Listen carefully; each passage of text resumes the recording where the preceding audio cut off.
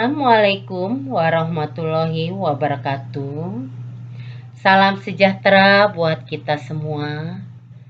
Kembali dalam pembelajaran geografi yaitu pada bab 3. Di situ terdapat pada kompetensi sebaran dan pengelolaan sumber daya alam Indonesia. Nah, kalau kita lihat kata sumber daya alam Indonesia, itu adalah sumber daya alam merupakan segala sesuatu yang sudah ada secara alami dan dapat digunakan untuk memenuhi kebutuhan hidup manusia. Nah, mungkin kalian sudah tahu ketersediaan sumber daya alam di Indonesia terbayang kalian dan kalian sudah mengamati itu demikian melimpah ya, baik dari potensinya sehingga dapat dimanfaatkan untuk kesejahteraan masyarakat ya. Nah, kemudian kita akan melanjutkan pada A, klasifikasi sumber daya alam.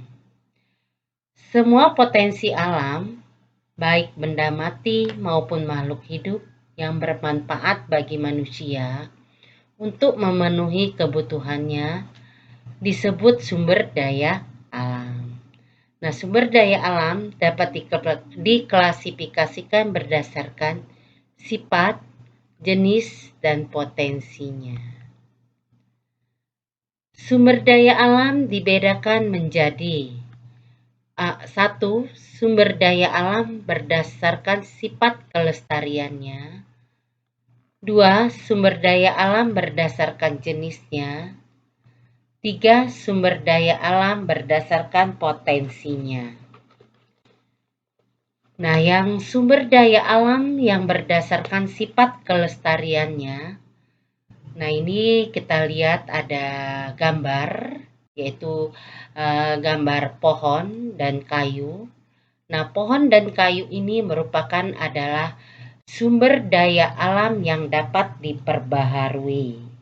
Nah, sumber daya alam yang dapat diperbaharui atau sumber daya alam yang terbarukan ini adalah sumber daya alam yang berasal dari proses alam berkelanjutan dan tidak akan habis. Meskipun demikian, penggunaan sumber daya terbarukan hendaknya bagaimana kita lakukan secara bijak ya. Nah, berarti penggunaan sumber daya alam yang kalau kita lakukan secara berlebihan, ini dapat berdampak negatif terhadap lingkungannya atau dikatakan eksploitasi sumber daya alam ini menyebabkan ketimpangan pada kondisi alam. Nah, kembali misalnya kita lihat bagaimana terbarukan supaya sumber daya alam ini terus-menerus lestari. Nah, ini misalnya pohon ini kemudian istilahnya diambil ya, diolah, dimanfaatkan untuk jadi kayu yang dimanfaatkan untuk kebutuhan hidup manusia, dipakai untuk kebutuhan hidup manusia. Nah, bagaimana agar dapat lestari?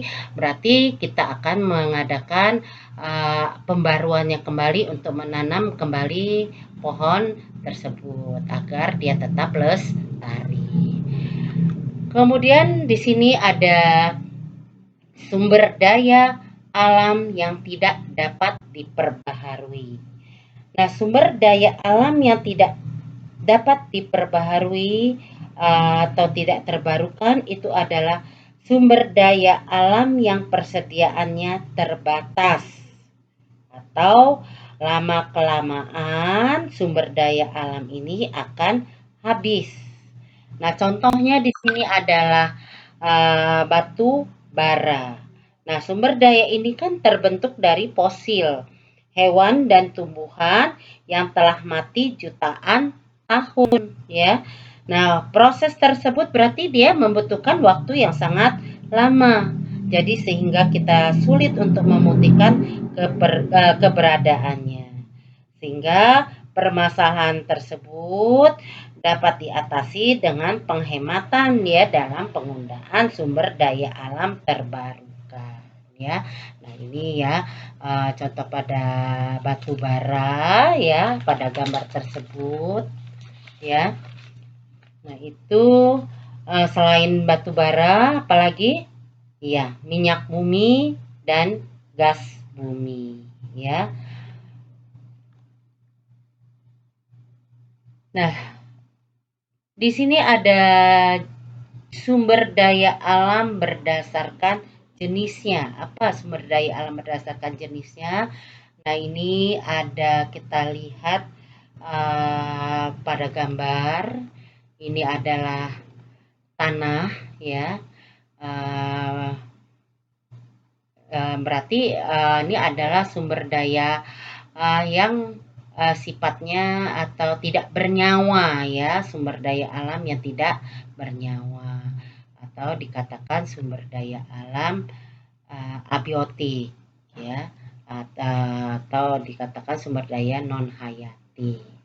Nah, kemudian di sini ada sumber daya alam yang disebut dengan sumber daya biotik, ya, sumber daya biotik, atau dikatakan sumber daya biotik ini adalah sumber daya alam dia berupa makhluk hidup, ya, yang berasal dari makhluk hidup. Nah, contohnya kita lihat saja di sini.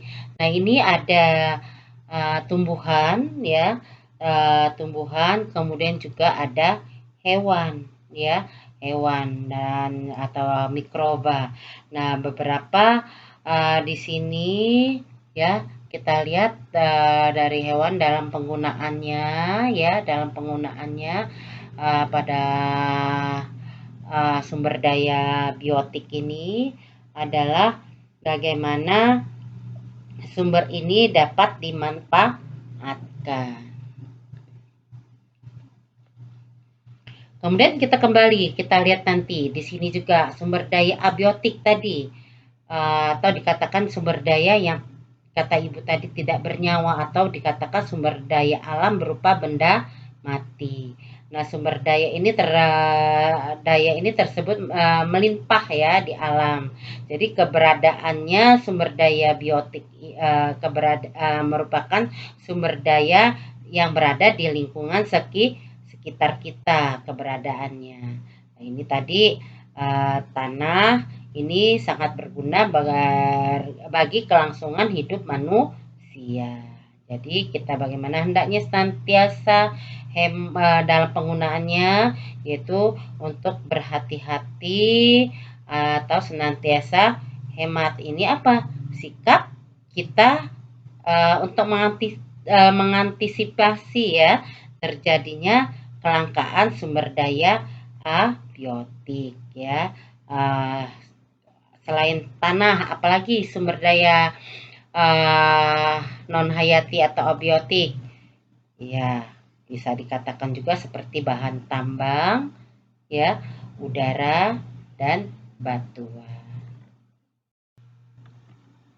Sumber daya alam berdasarkan potensinya yaitu pada ruang. Nah, di sini terdapat adanya lahan, ya. Ya, ini lahan. Lahan ini adalah suatu ruang, ya, yang mana lahan ruang ini ada pohon ini ditanami dan dimanfaatkan oleh manusia, ya, ditanami oleh pepohonan, atau lahan ini dijadikan suatu perkebunan seperti perkebunan ubi atau jagung, ya. Nah, ini jadi dimanfaatkan untuk kebutuhan kelangsungan hidup manusia. Kemudian sumber daya alam berdasarkan potensi energi, ya. Energinya ya ini di sini adalah tambang, ya, suatu tambang minyak yang berada di tengah lautan yang mana menghasilkan suatu energi, ya, yang menghasilkan energi seperti pada BBM, bensin, solar, premium, ya, itu bisa dimanfaatkan untuk transportasi suatu atau untuk suatu kendaraan, ya. Berarti itu kan dapat dimanfaatkan oleh kelangsungan hidup manusia. Nah, kemudian pada potensi yang ketiga yaitu materi, ya. Nah, materi ini adalah sumber daya alam yang berbentuk benda mati, ya. yang sumber daya alamnya ini dapat dimanfaatkan dalam bentuk fisiknya. Contohnya ini ya. Nah, ini pada gambar ini terdapat adanya tambang emas ya. Ini tambang emas dilebur, diolah sehingga menjadi cincin ya, cincin, gelang. Nah, ini dapat dimanfaatkan untuk kebutuhan manusia ya. Bisa digunakan sebagai perhiasan atau bisa juga bisa dijual untuk mendapatkan yaitu untuk dapat memenuhi kebutuhan hidup, kelangsungan hidup manusia. Nah, selain itu ada lagi selain dari emas, yaitu besi ya. Nah, besi ini bisa dilebur menjadi bentuk sedemikian rupa sehingga dapat menunjang kehidupan manusia. Yang mana besi ini diperlukan untuk pembuatan kerangka beton, bahan kendaraan, baik alat rumah tangga ya. Selain besi apalagi? Ya, tembaga, nikel, garam, fosfat, marmer. Nah, itu adalah dilihat dari segi materi. Nah, begitu ya. Nah, begitulah penjelasan untuk sumber daya alam.